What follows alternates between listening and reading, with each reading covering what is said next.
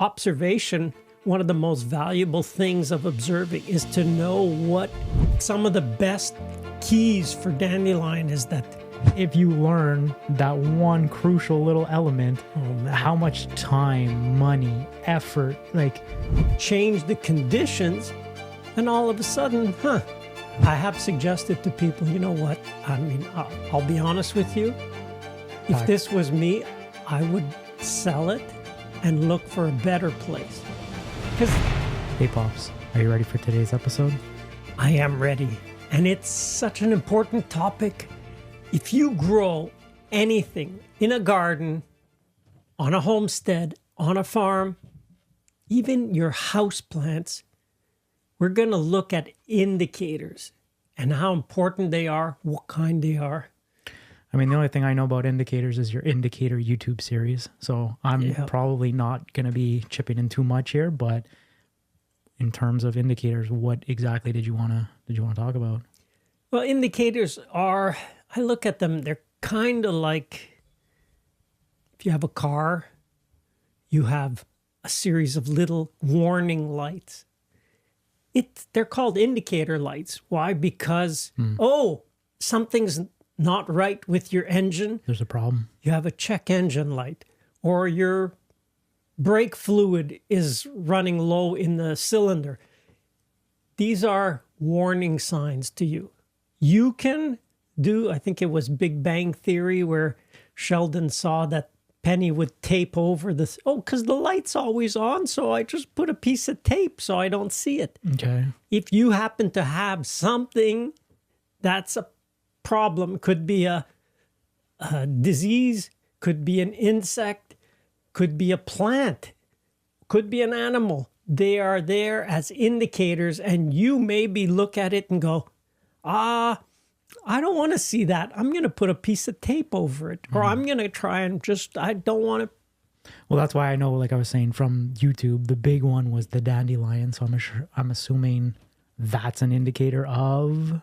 Yeah, dandelion's a great indicator. Actually, many of them are really good indicators. So what is dandelion as an indicator? It really shows you what is going on with your soil. So some of the best keys for dandelion is that if your soil is lacking in calcium, dandelion often shows up. And that's why there's like patches where you'll have like somebody's lawn and there's, I don't know, right here, but then there's nothing there. It can really be that precise. It's kind of, it'll probably be overall. Okay. But it's not always manifested equally over the whole area. You remember the farm in the first year when we bought and you were a little kid. Yes, and you have pictures of it, and we're just in a lane and it's just yellow. It's yellow, exactly. So it was like, we lived through seeing how dandelion is an indicator. You can't imagine how, if we would bend down at that time, and it was springtime, if you bent down and you looked up an aisle, all you would see was yellow. Yes. You would not see green. And you know what? Until filming this right now, I never really thought about it. But it's true. Yeah, where did they go? Like it was... They just disappeared, right? Okay, well... Yeah. They are an indicator. And in their case, great job. Indicate lack of calcium in the soil. Lack of calcium brought on by like how the very guy was... frequent use of synthetic fertilizers. Okay, so the guy that you bought the property off of. So because they use synthetic fertilizers on a several times a season basis, it basically makes calcium drop off the face of the earth? Well, drop, exactly. Okay. So the calcium in the soil would be liberated basically, or freed up from the soil, would go into a liquid phase. So it would be caught up in the water. And then when you get rain, that calcium now that's no longer attached to some organic matter or whatever, just leaches into... It just goes down. Okay. So it would go down, and in different... It could go down right to the water table, or it could just go down further And I mean further in the sense that, and that's what most people have if they have dandelion, it's further than the roots of the grasses reach. Okay. So you can imagine, let's say you have grass or lawn, which is grass is different species. You could have a mix of species. And then maybe you have some clover. And then you have a lot of dandelion. And you go, oh, dandelion, terrible. But did you know that? Because, yeah, like I said, to give context, he's being 100% like transparent. It was just yellow. That's all you would see. So it wasn't only dandelion, but when they're in flower, and there were so many. Yeah, I remember. Like I don't know where we didn't find that picture. We have a picture of Sarah with huge bouquet of dandelion. Yes, because I remember it was just dandelion. So how did you? I guess indicator. I don't know. Did you know that was indicating that at the time? Yeah. Oh, you did? I mean, when I saw it, it was like, wow, I had been doing other projects and we knew that dandelion is known as a good indicator of really two things mostly is lack of calcium. And the second one is soil compaction. And I guess now, because you still went through with the purchase, you bought the property. So we didn't see it. Like it wasn't in flower. I didn't, I mean, I knew there were several things going on with the orchard, but we just wanted to buy it. Okay. I knew because my question would have been, I guess then that is very fixable if you know what you're looking for. Yeah, absolutely. And so that's why that's not an issue. Because now, I mean, I still, like we had to film B-roll for his masterclass and he spoke about it. So I remember Stefano and I having to go, and find a dandelion to take a video of a dandelion. Yeah. You have to look now. Yes. So to go from that to where it was when we were younger, obviously you figured out, I guess. And it didn't take 30 years. Like it's been 30 years. Yeah. But it happened. I remember, like you say, it was just covered in dandelion. Yeah. And I remember the reason why I remember it so well is I was young, but like when you're that age, that's like impressive. Yes, you're like, wow, okay. Like look at all these flowers. And you don't hate dandelions to kid. You like, you know what I mean? I remember they used to go to seed and we would be picking them and you're like blowing the dandelion, but like, yeah, it wasn't Yeah. And I didn't notice the gradual decrease, but I did notice when they were scarce, because at that time, you remember we've had all kinds of animals and we had geese one year or a few years, but we had geese and we had we had enough rain that the ground softened up. And I remember hearing a great commotion. The geese were just like, I thought one of them was caught because they were just really vocal. I don't remember this, but I remember this in your dandelion video. Yeah, and went over to look what's going on with the geese. And they were having a fight over a dandelion root. And because the ground was softened so they could grab hold of the crown or just under the leaves and rip it up. And rip it up because they would work it and then they'd pull up a whole and you worked at it. They worked at it for long enough that then they didn't want to share. It's like, hey, I got it. And the other one would be next to would grab it and they'd have I remember I did the Finding Nemo edit where it's mine. Okay, yes, I remember this. That's really what it was. Each of them wanted that dandelion root. But that moment when I thought, wait a minute, why are they fighting over a dandelion root when they were everywhere? And that was they're not everywhere anymore. They're not. They're rare. It wasn't because the geese ate them out, but they just gradually disappeared. Why? One, I added some basalt rock dust in the first years. You remember the rock dust? The pile, yeah. So rock dust has got quite a good load of calcium. So that was, without adding, you could add limestone, which is a high calcium. But this was a more broad mineral addition by putting rock dust. So put that, so that helped. The second one was we didn't mow on a regular basis. So that helped too.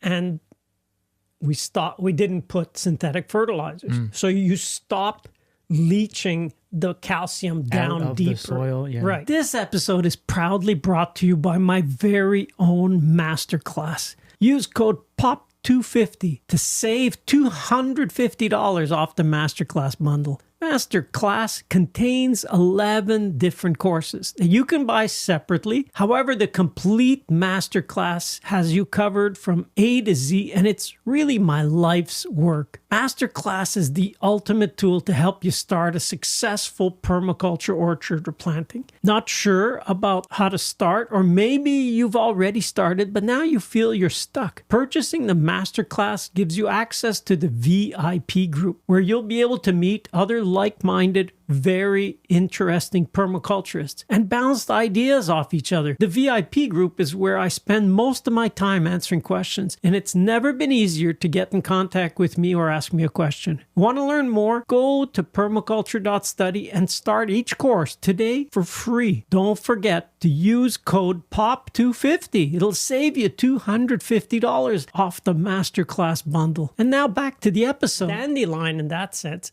or Dandelion. I know some of you are triggered by how we pronounce it. We're in Quebec, and dandelion comes from the French Dandelion, which is lion's tooth. So it's pronounced a bit differently here. I mean, we also say A apparently at the end of everything, so. Dandelion, when you leave it, and that's the key, don't keep pulling it up. Okay. Because they're an indicator. They are trying to fix the problem. So they indicate a lack of calcium, they indicate compaction, and they indicate often a soil that's more acid or acidic than what the grasses want. That's why they do well. And you say the patches. Yeah. The grass is no longer in its optimal situation, and it leaves holes and patches.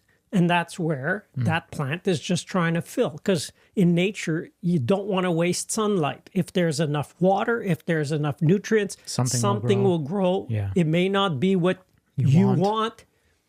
And that's a whole other matter. You need to start looking at why don't you want. But dandelion is a great indicator. So by stopping those things and allowing, because that's really what's happening. It's an indicator and a repairer. So it indicates something, and because the dandelion root is so much longer and deeper than the grass roots, it'll go down beyond the grass root zone, probably to the place where calcium has parked itself, if you like, and it starts pulling it up. And because it's pulling it from deeper, it has access to it. It pulls it up, puts it in the leaves. That's why dandelion leaves are so therapeutic and medicinal, because they're loaded with minerals. Okay. And so it puts it in the leaves. Now, if you go around and you say, I don't put herbicide, I'm okay. So you pull it up. Yeah. But if you pull it up and you throw it away, all those minerals are in those leaves.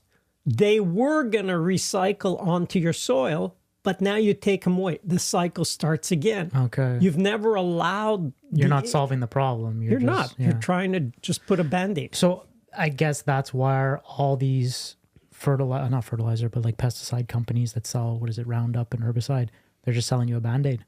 Like if you use the product, it doesn't get rid of the problem you're saying? Like next year it'll come back? It's actually, it's a great business model, because not only doesn't it solve the problem, it adds to it. It adds other problems. Okay. So yes, it Band-Aids, it gets rid of it for now, because it's never gets rid of it. It just gets rid of it for now. But that plant will come back because you've never solved the source problem, and it'll probably bring on other problems. I understand. Okay. So one good example is, let's say, lamb's quarter. We have some lamb's quarter. That's an indicator, but in another way. It indicates your soil is actually really good. There's great fertility. There's good nutrient and mineral balance. Okay. So I say lamb's quarter, it's a quinopod. It's related to quinoa, if you've ever seen the grain quinoa. And there's many other names. We call it lamb's quarter. If you look under a lamb's quarter, you'll see what it looks like. But it's in French, we call it chou gras, or fat cabbage. It's a delicious green. I eat it all the time, and I see it in the spring. And that one indicates your soil is really good. It's a great place. So if you see that one coming up, that's a great spot to put your garden. Okay. See? And then I'm sure a lot of people at home, they don't have your however many years of expertise on plants and everything. But lucky for everybody, we do have these new technology with the phone. I'm sure Android has a similar thing.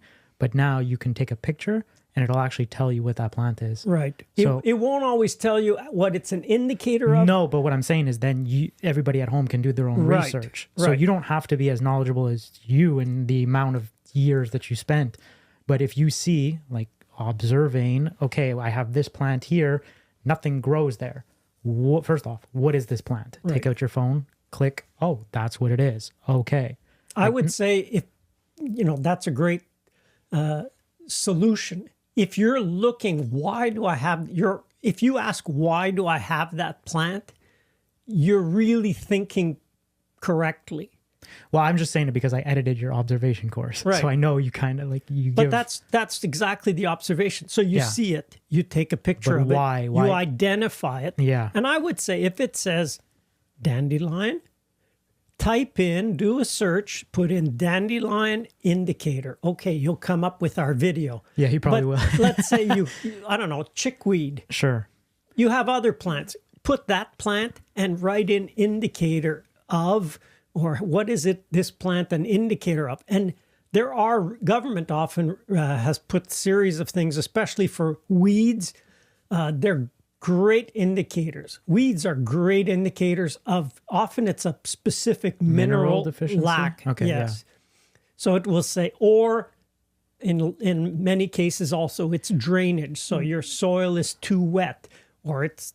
Do they provide you with alternatives? Like, okay, if this is the problem, then maybe plant this with it to remedy that, or no, they're gonna... Usually the indicator is also the one that can solve that problem. Okay. So if you have, like I said with dandelion, Yeah. the root will go and access. So the root itself, because it's such a deep taproot, will access, it'll go down until it finds a layer of calcium. Of whatever. Yeah. And it will get enough calcium, bring it up into the leaves. If you don't cut it, just mow it. You mow it, you take those pieces of leaf that are really calcium and other mineral rich, put it back on the soil. It'll put it in. If you don't rake it, so you got to chop it, drop it, and let it decompose. And that cycle, which is what we did at the farm. So because we'd mow on occasion and we had sheep as well. Yeah. So the sheep would do that. They would eat, they would recycle it, and then their manure became much, much richer in calcium. And that calcium was returned, and gradually, in fact, the sheep, they selectively ate the flowers off. And they'd leave the leaves and they'd leave everything else? No, they would eat the leaves too. But if there was flowers, they would absolutely, that's what they would, it's like, oh, yellow spot, I'm going for it. And then the only reason why I guess I have a little bit of insight is because I edited the masterclass for you, and specifically that observation course. But I feel like out of all your courses, that's one that's probably overlooked a lot. Why or how did you even come upon oh, you know what? Like, let me take a step back and, oh, how come that is doing that? And then taking notes, because not a shot at you, but you're very scatterbrained in real life. So how do you focus on something like where it goes over so many people's heads, and then the normal things that a normal person would pick up on, you're just like a robot and it goes right over your head? Part of it came to one, growing up, I was very curious. So I would spend a lot of time just observing, just watching. I can remember spending... But you know how that's like weird for most people. Like, you're just... I don't think so. I think it's curiosity. Pops. Someone will come and they'll be like, "Hi, I'm a big fan, whatever," and they're wearing like a red shirt, and then they'll come and see you like, I don't know, 20 minutes later, and it's like you've never met the person before, but you're telling me you can look at a lawn and you're like, okay, well, why is that? Well, because I've been very observant of the natural world. I've been curious. I'm not as curious about people. Okay. So I'll remember their names often, but I won't, like, it's just focusing. I've focused all my life, especially then, growing up. I was very curious about nature and I looked at it. And then becoming a biologist where you're trained to observe. Okay. So that helped a lot. I mean, I spent months up in the tower we've spoken about just that in observing. Previous podcast. So that reinforced how to observe. What am I looking for? Anything. And like I said, in the observation course, observation, one of the most valuable things of observing is to know what is your baseline. What is the normal situation of your property, of your lawn, of your garden? Once you get that kind of fixed in your head, this is how things are now. Yeah. So if there's any little bit up or down, you're like, Right. oh, why? Oh, Okay. why is this appearing? Why is this insect showing up? Oh, why is this plant this year coming up all over the place? So that's the value of observing is you have your baseline. You know what the normal situation is. And in some cases, you're observing your soil's getting better. So look, these plants are less. Maybe this insect is less. You're getting more of this happening. So those are okay, now. And then it just becomes practice. What you learned there, you can take it and put Right. it somewhere else in your property. Right. And yeah. So for Dandelion, it was just, I was observant, but by then I had been working on several projects and it's like, wow, I've got a lot of this. And there are some really good resources out there to talk about indicator plants. And it makes sense. An indicator, not just plant, could be an insect, could be a disease, and it could be an animal. They are there when the conditions are ideal or are right. They appear. Change the conditions, and all of a sudden, they disappear. So like we put basalt. If we had just done that, we would already have seen dandelion change, not changing anything else.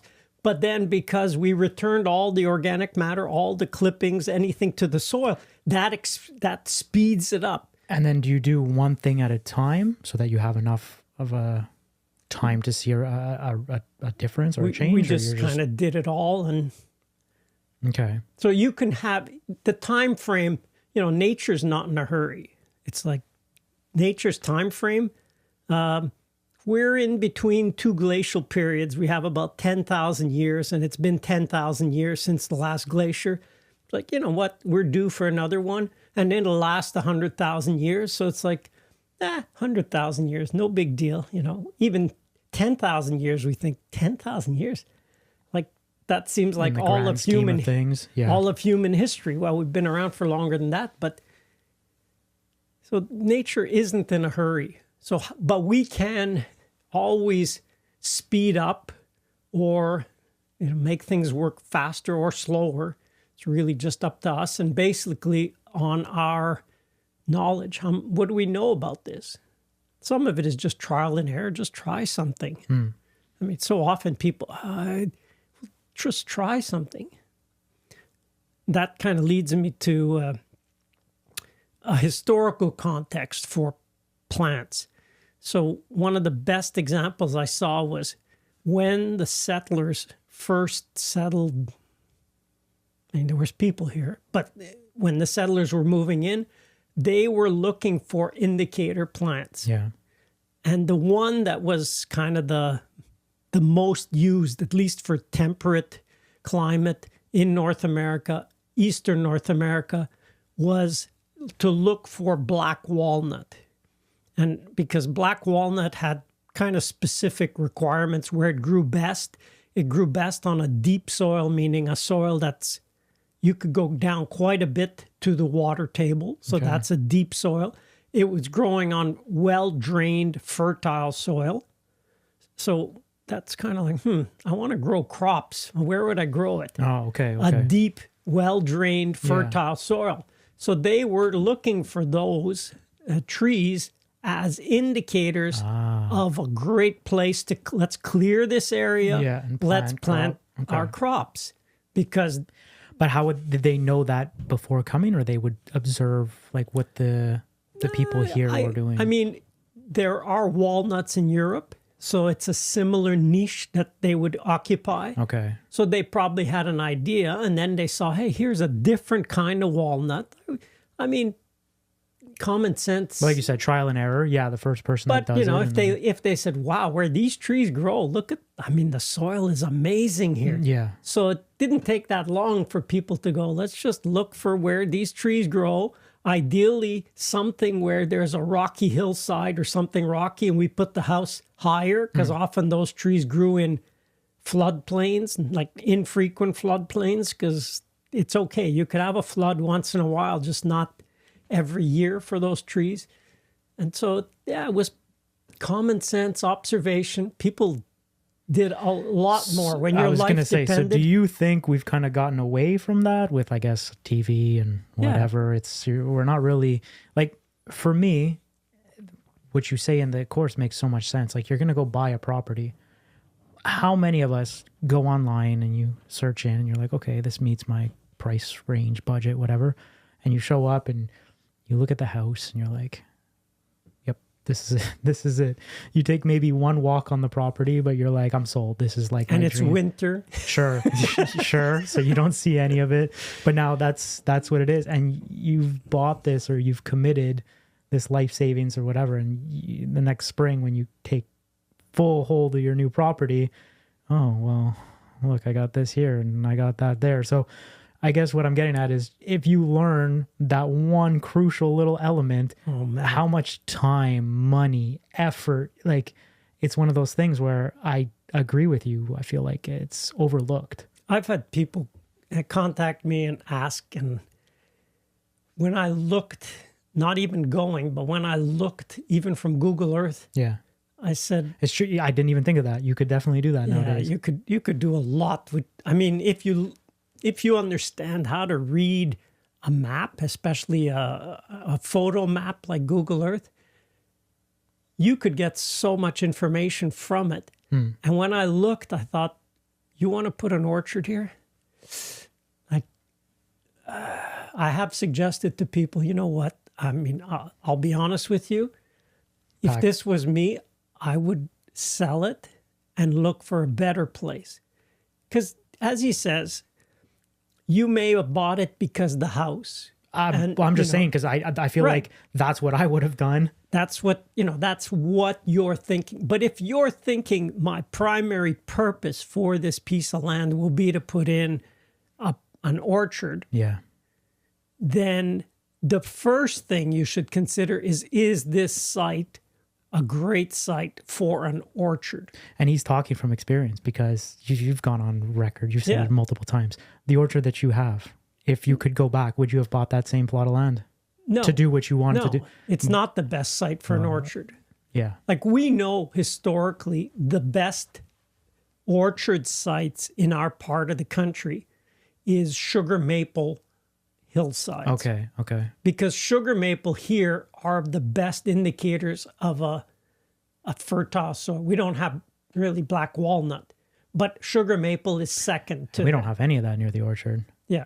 The ones we have are the ones I planted. Sure. I don't see any of that. But sugar maple needs a well-drained, fertile hillside. They don't grow really in the floodplain even. Okay. So that's perfect conditions. So you'll use that as an indicator. And all the historical orchards in our part of the country is on hillsides that had sugar maple. And they just take sugar maple out, put in orchard, and there you go. So you can use certain trees as indicators. You don't have to go as specific as looking at dandelion, because dandelion are fine for indicators of, for example, hey, is my lawn going to do well? Well, if you have really a lot of dandelion, you might not have a very good lawn, because they can tolerate more shade than grass does. Okay. Because that was the thing, now when I look, where is dandelion in the orchard? Yeah, maybe. It's usually in the north side of the biggest trees. It just happens to be a little too shady for the grass, and it creates openings in the grass, and something will grow and they come in. Okay. Yeah. And if you freak out about, oh, I get all these dandelions because my neighbor has them and they go to seed and they're falling.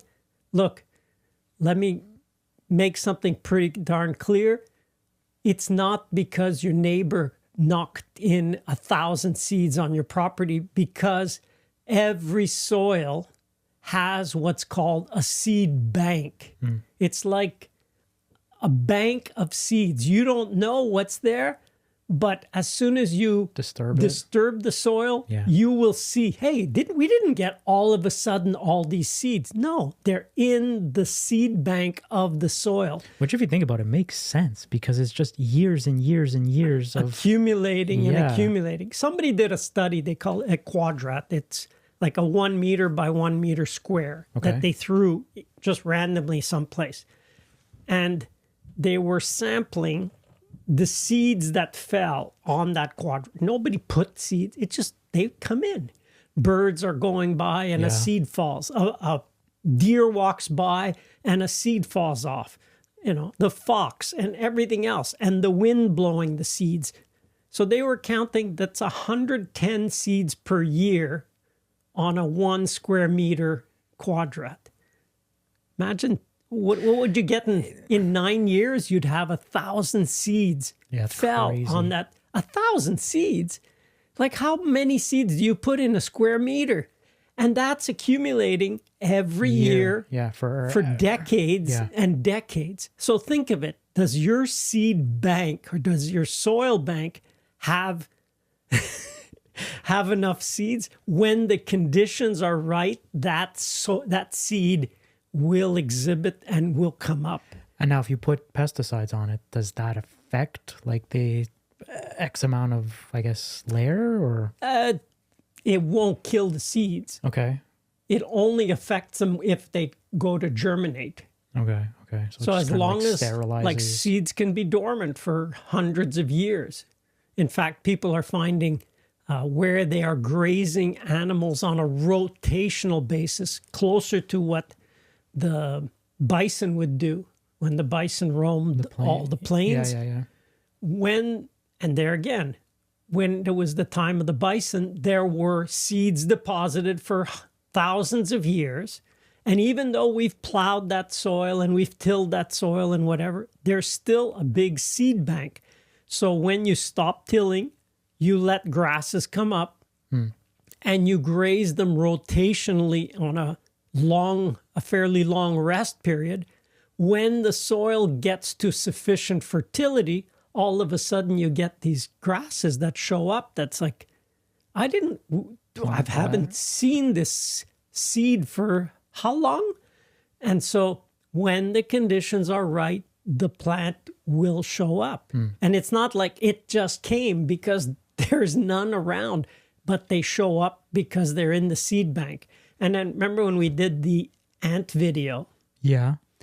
Well, ants are a great mover of seeds, because let's say the ants are tunneling down, 2 feet in their ant hole.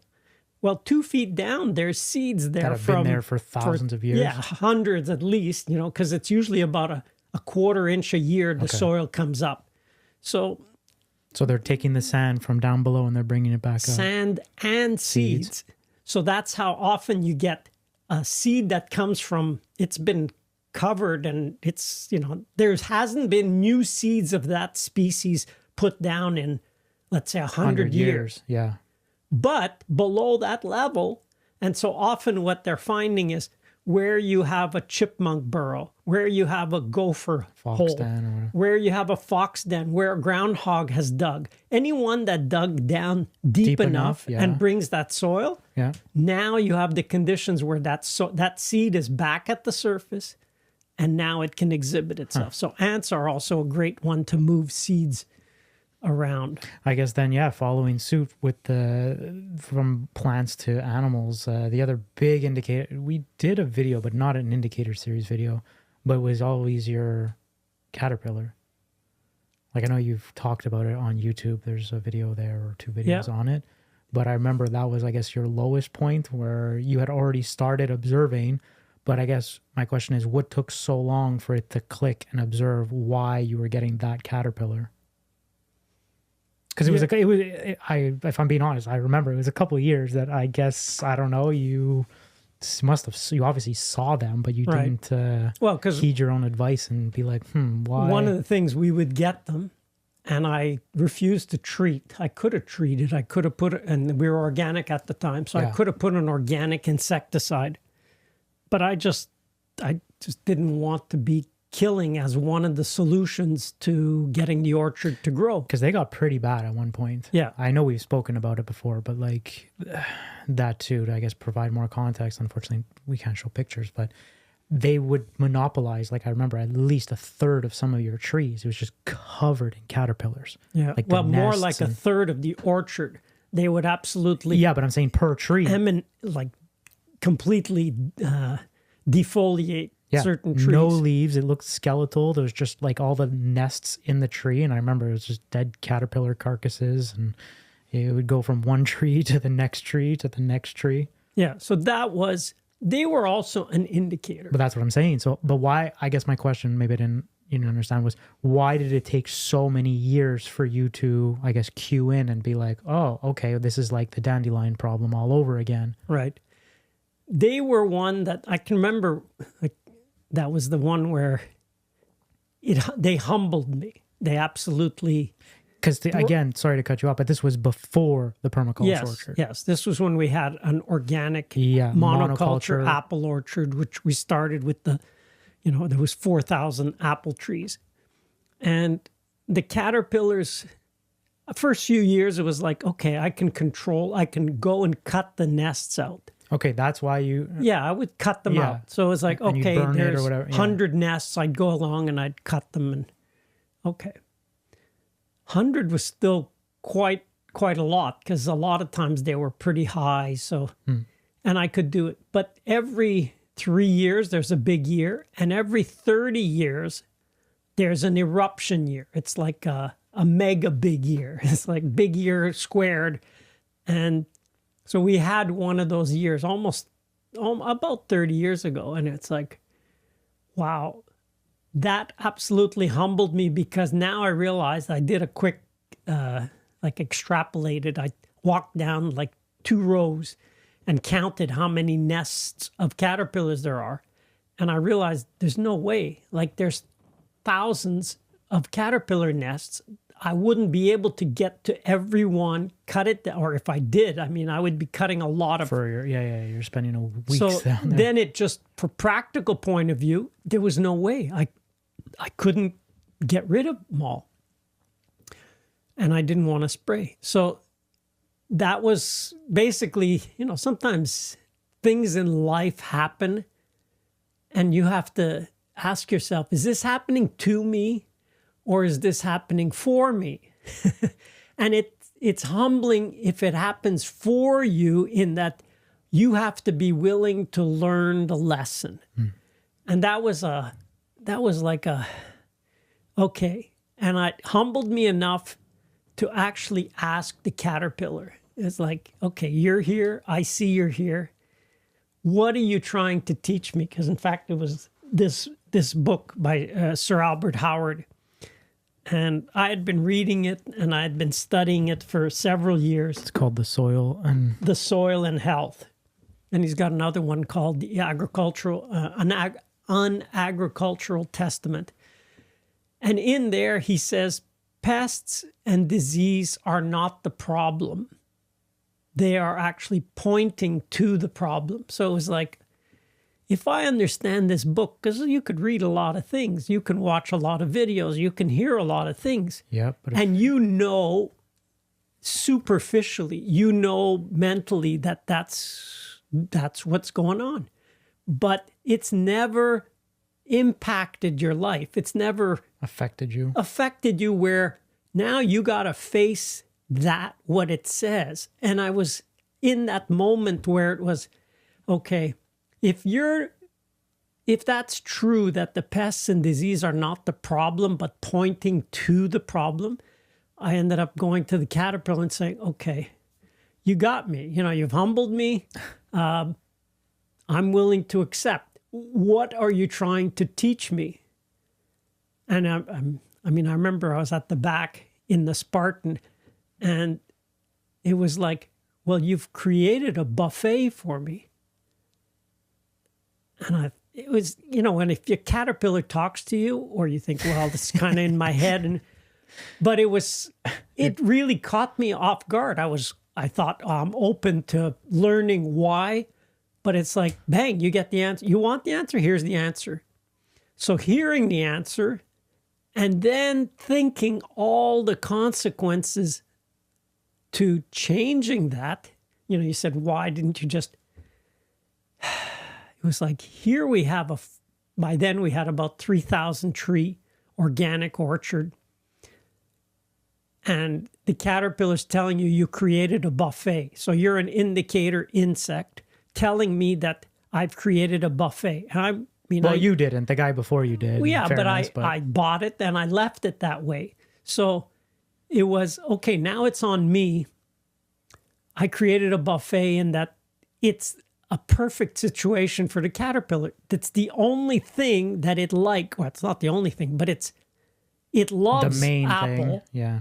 And that's all there is. Well, you had other trees planted, especially at the back where you're talking about. Did they even go onto those other trees or no? The ones that we planted were in the hedgerow. They weren't even in the rows at that point. Okay. But there was no caterpillars on those? No. Okay. So, yeah, that's kind of proof of concept. But I mean, I understood right away that the problem was that it was all the same plant. And that if that plant was amenable and liked by that insect, there's nothing here in any way to stop it. So it was like, yes. And it was every variety. It was just the apple trees. Apple, because I remember there was no discrimination. 11 cultivars, and they were all liked. It was not like, I don't really... No, they like them all.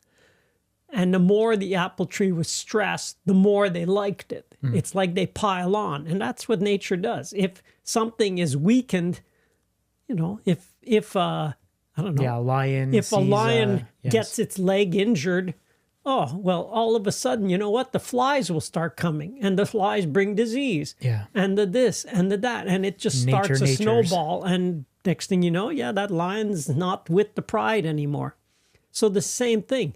This was a perfect condition for apple, but it was a perfect condition for the tent caterpillar. So for me to swallow and realize, okay, I need to move away from monoculture. Yeah. That meant what? Probably the logical thing would have been to say, sell this. We didn't do that. What did we do? We didn't do that. Or what did you do? Eventually we started a nursery so that we would have the trees to replant. And in the meantime, started cutting down trees, which, because I didn't know at the time, I could have overgrafted a third of the trees. And then we ripped them all out. We got them all out and then replanted the whole thing. Yep. With a trio system and nitrogen fixers and I took a year off school. 2 fruit trees and So anyway, that's why I'm so adamant that get the master class, because all the lessons we learned, they're all in there, and you'll save so much time and money that it's like, that's why I don't know when this is going to come out, but I really want to do that YouTube video of maybe me planting 2 trios just to show everybody, just purely off editing the masterclass, what somebody like me and everybody else would be able to do with that information, because it's packed full of all the mistakes and everything, all the money you've spent, and it's really, you put everything into that. Yeah. So every problem, every insect or plant can be a learning experience. You if you stop looking at them as, I got this problem. Yeah. Think of it as, I have this indicator. It's not a natural shift, but as soon as you adopt that mindset, I agree, everything changes, because now you're not looking at a negative. How do I treat this problem? You look at, why do I have this problem? And what is it trying to teach me? And then when you accept what it is trying to teach you and you make the corrections. It's basically like the question. And now you go find the answer. That's all it is. And the answer aren't that hard to find nowadays. Especially now. That's what I'm saying. Especially nowadays versus when you were doing it. Okay, granted, you had gone to school and you had done all kinds of... But like one good example is we're talking about insects. Let's talk about aphids. And aphids, I'm excited when, you know... See, I never even knew what aphids were before doing all this. So if we're putting into context. Many people may not. Sure. You can have them on your house plants. You can easily have them on your plants outdoors. They're basically a sucking insect. It's like a lice, kind of. Yes, sort of. Just these little... They can be almost translucent little balls of liquid. When I was filming them, some were red, some were brown. Depending what they're eating and drinking. But they're basically just sucking insects that are trying to get the plant to overwinter successfully. I always look at it because they'll always be on the tender tips, usually that are growing too fast. And they're a perfect indicator of improper protein synthesis. That's really that's their biggest role. Protein in that sense, usually its nitrogen cycle is messed up. And so it means you're putting fertilizer, you're putting too much fertilizer, you're putting too unbalanced of a fertilizer. Often the case is you're just putting a nitrogen fertilizer, but any fertilization with nitrogen can cause that. So somebody could put manure, you could put compost and get aphids show up. So aphids are a great indicator. They're just trying to slow that excess growth down so that the plant will actually, like today would be a great example because it's the middle of winter and it's really cold. Well, any plant that grew too fast, too tender, too late into the season, those branch tips will just be burnt right back. They won't survive. So the aphids are there trying to slow it down. I'll give you one of the best examples I saw for aphids was when we were doing on tour in New Zealand.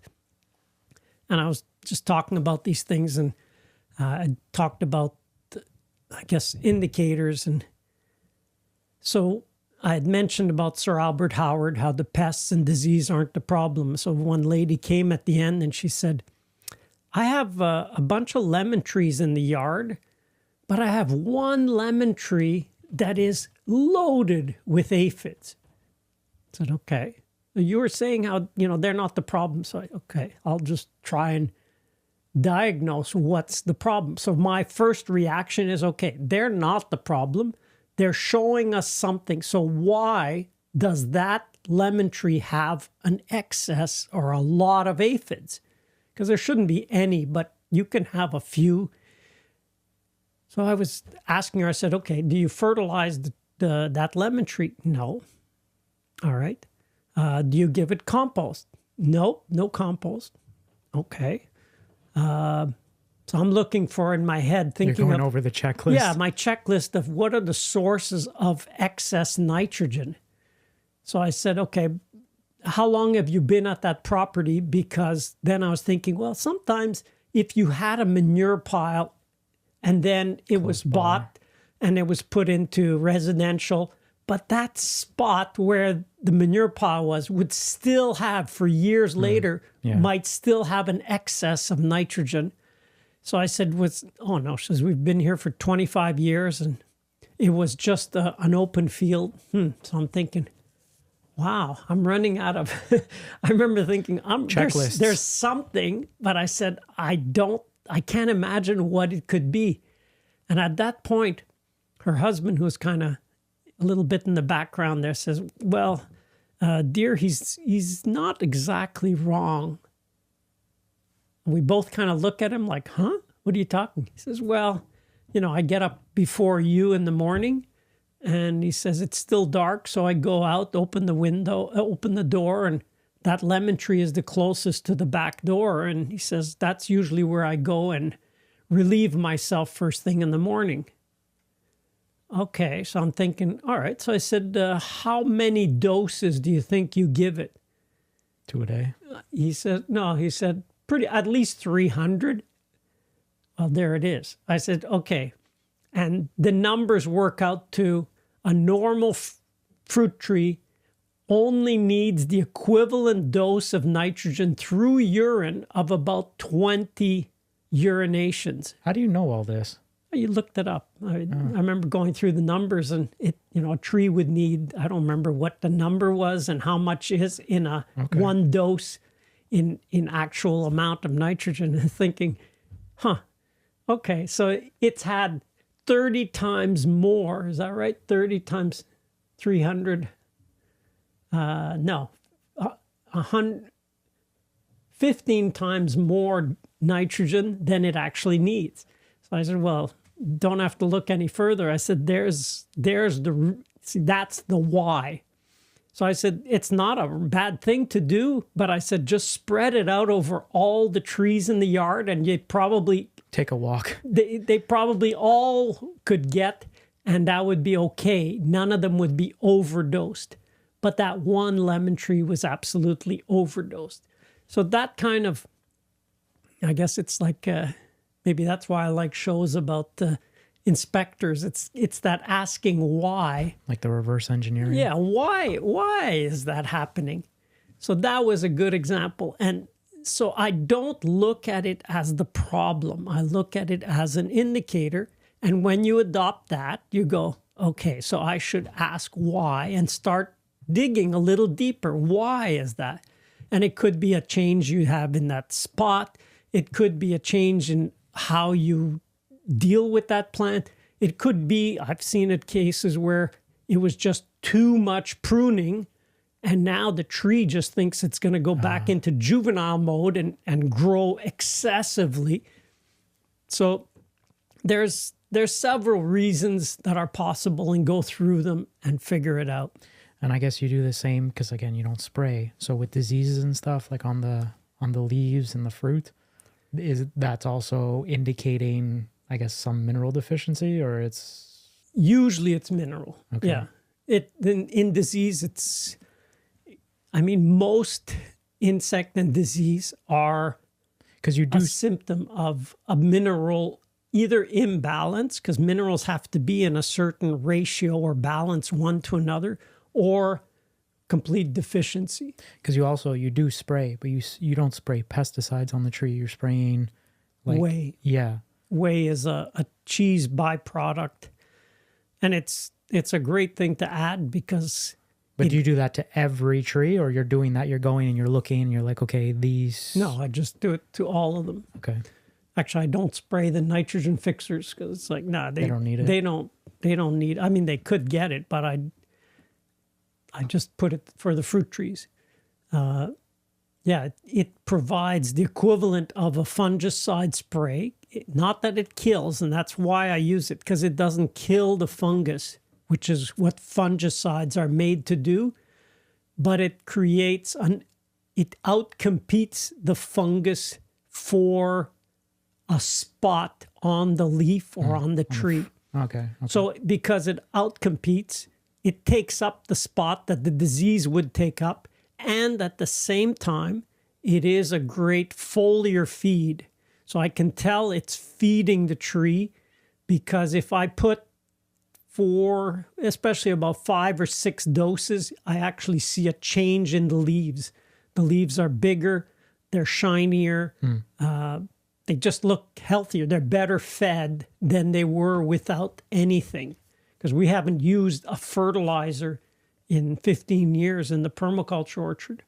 So that is a feeding, not a huge amount, but it's significant enough that it shows up on the leaves. Diseases is also indicator. So each disease can indicate, and you'd have to go back to whatever disease you've got, but there is no disease that can't be eliminated with the proper nutrition. And I wonder if that's going to be a thing where you could take a picture of the fruit and it'll be able to diagnose what that disease is. I'm sure it's a matter of... It's a matter of less than 2 years, there's going to be, What do you think? yeah, I've heard discussions on it. That would be cool. That's like where there'll be like it's like a phone, Yeah, but yeah, it's yeah. a thing where you'll be able to, you don't take But I'm not even saying to take like another thing. I'm saying to use what you already have and just take a picture and it comes up for everybody like, oh, this is this. And at least then you have a name. It will, it'll be like a in the field diagnosis of That's smart. here's the minerals, and because every plant puts out a spectrum of light. It's like it shines in a certain way. And based on what minerals are lacking, it shine higher in one spectrum Lower than another. And by able to read that and having a big enough database of, okay, when it's showing like this, it's it's lacking that. okay. Yeah. And then they just, it's basically just, it's like the plant identification things, yeah. but it's for insects and disease and the nutritional state of the plant. See, that's going to be a game changer. It's exciting to see like all the stuff that's going to come out within, I would say, at least 5 years. Oh, Let's this conservatively, is let's say closer than that, because it's, I'm not sure if they're doing the beta testing now, but yeah, it's going to be released. that's cool.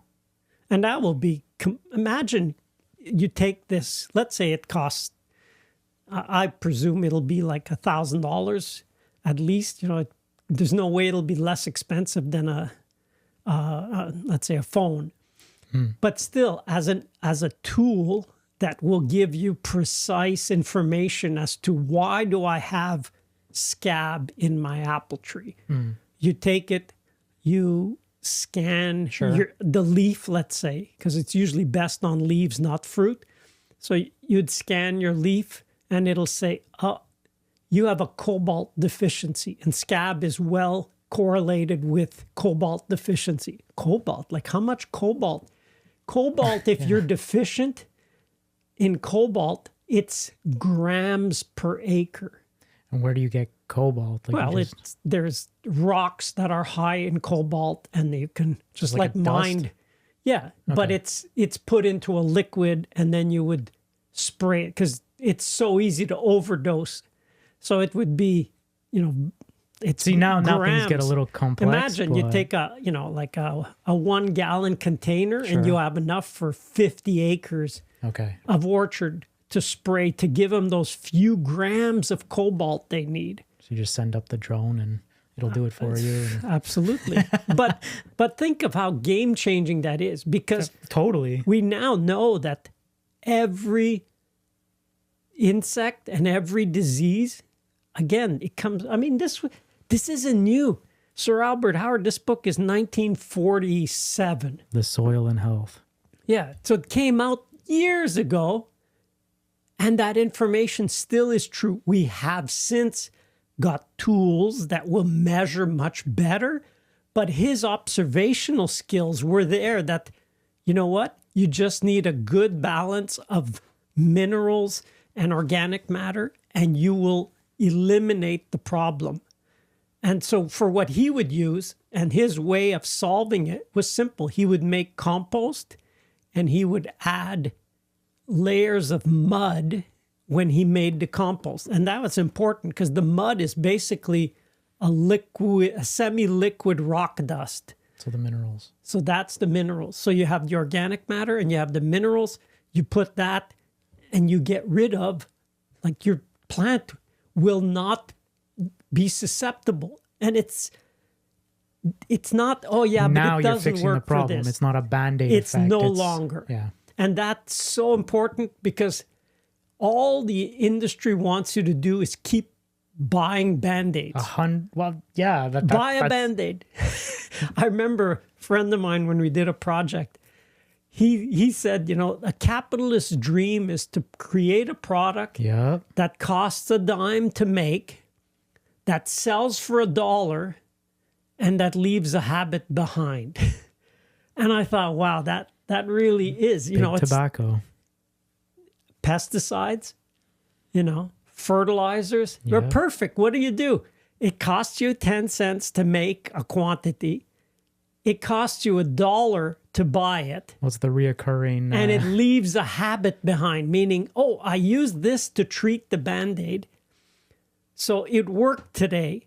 For a year, a season, or whatever. Maybe a season, because a lot of times you have to apply once. 2 treatments. But 2 times or 3 times or 4 times in the year. I mean, it's evil, but it's smart.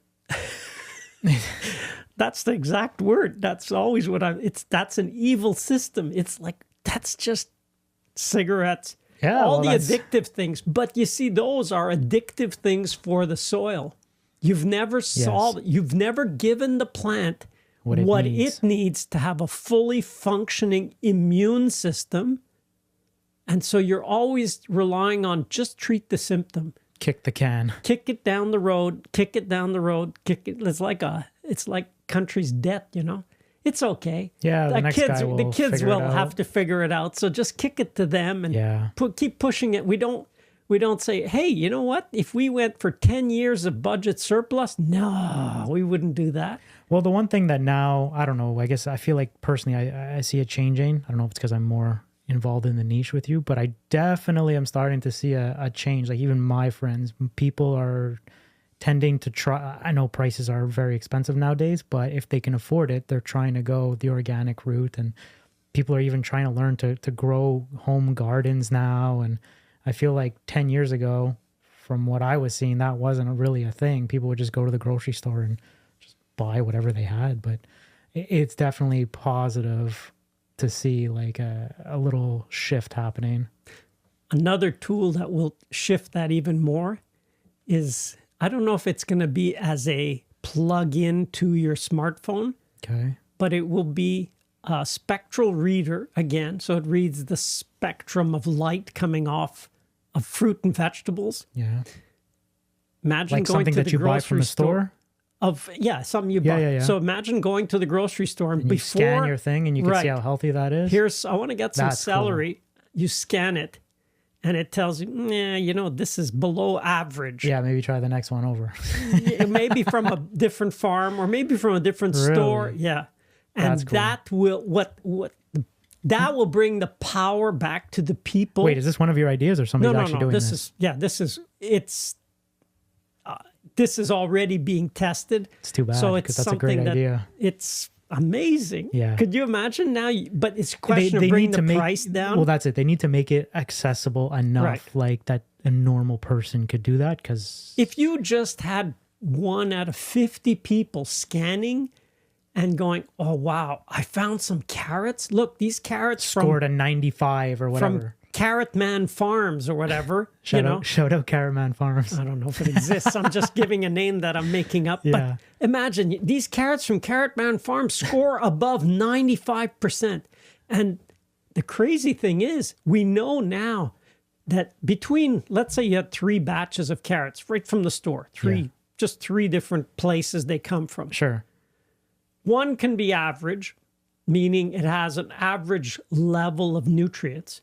One can have just 10% of the nutrients, and one can be 10 times higher than average.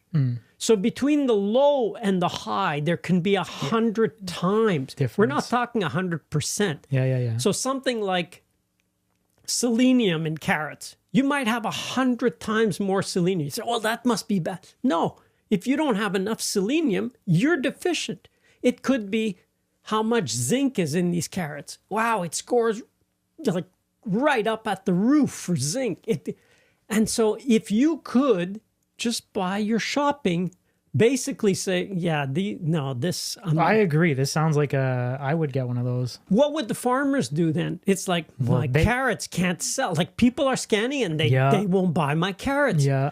So it's like, well, get your stuff in together. Order. Yeah. And you better start giving them some rock dust. Better start or stop. Well, stop with the pesticides. Band-Aids. Yeah, stop the Band-Aids. And so that will be a way. And the farmer obviously will be able to measure their own produce. So they'll go, you know what, from that this field, deserves this amount of price versus the way my neighbor's doing it or whatever. Right. Yeah, they could charge more. So more. now you could charge more or... But I feel like the people would pay more. I definitely... You? I 100%. If you're faced with, you eat 1 carrot from this group that had 10 times more... Yeah.